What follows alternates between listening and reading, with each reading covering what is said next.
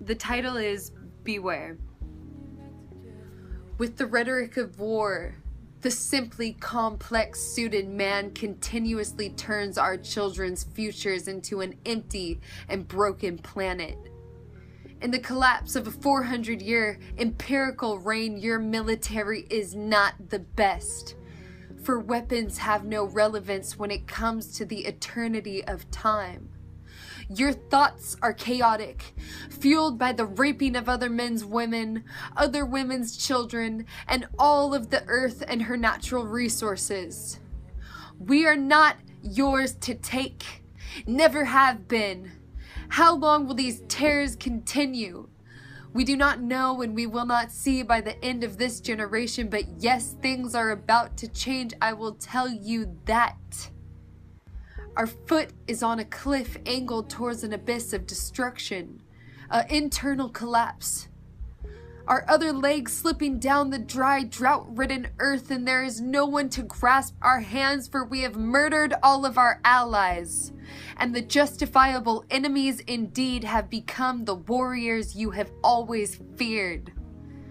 In your greatest nightmares, you will hear the voices of women flow onto the earth with fresh rhythms and a nutrient your souls could never cherish. You will be destroyed by the spirits of soldiers you have trained through neglect, oppression, suffocation, persecution, and historical generational genocide. Oh yes, you have trained us well for countless generations. You have trained us to see the earth in the deepest of ways. Our spirituality breathes life through cellular structures, and our ancestral traditions, which have maintained and preserved, goes further than your imaginative stones thrown of societal structures casted into the river of dreams. The rivers have been made and manifested by tears never forgotten. And now the rivers run strong, mighty and revengeful. Yes, your pebbles will be swept away, and you are afraid of this. This is why you spy on people of color, the people whom you have oppressed.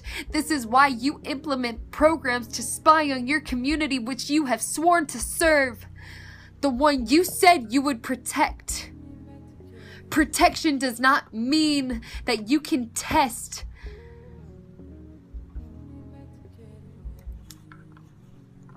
Protection does not mean you can test out new programs on the mothers of this country, agreed upon software over dinners we could never afford. Our children raised in the dirtiest and most impoverished towns in the nation, beware, the time is coming.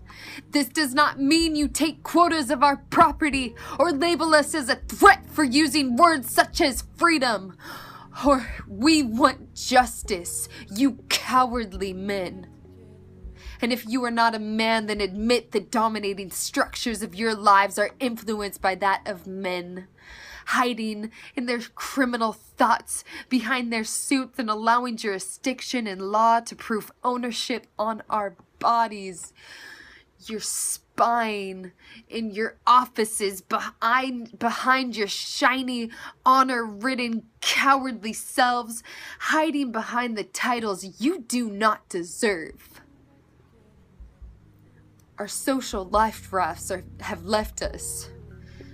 And what is to come if we do not take responsibility for these actions will result in a freedom offered up to our oppressors to continue business as usual. By our neglect to that of moral justice, our future is in this stream. It is a community left with no resources, with nothing but the remains of a corporate testing ground graveyard. This is the time we must begin living radical lives and finding solutions and providing for our town's basic needs, starting with transportation from the far west, east, and south, support of our farmers and sustainable drought-resistant gardens, the allowance of our women to support and mother our own children, to find programs which prove success and declare disgustful ineptitude to the ones which have proven failure. Take back our lands from the abuse and neglect of our federal government and return it to its rightful owners. We must revive our old infrastructures, bring art and color to our streets, and actively taking the time and practice into finding sustainability.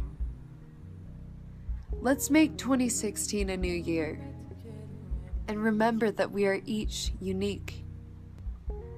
We have each our own gifts and our own insights. Let's stop waiting and act.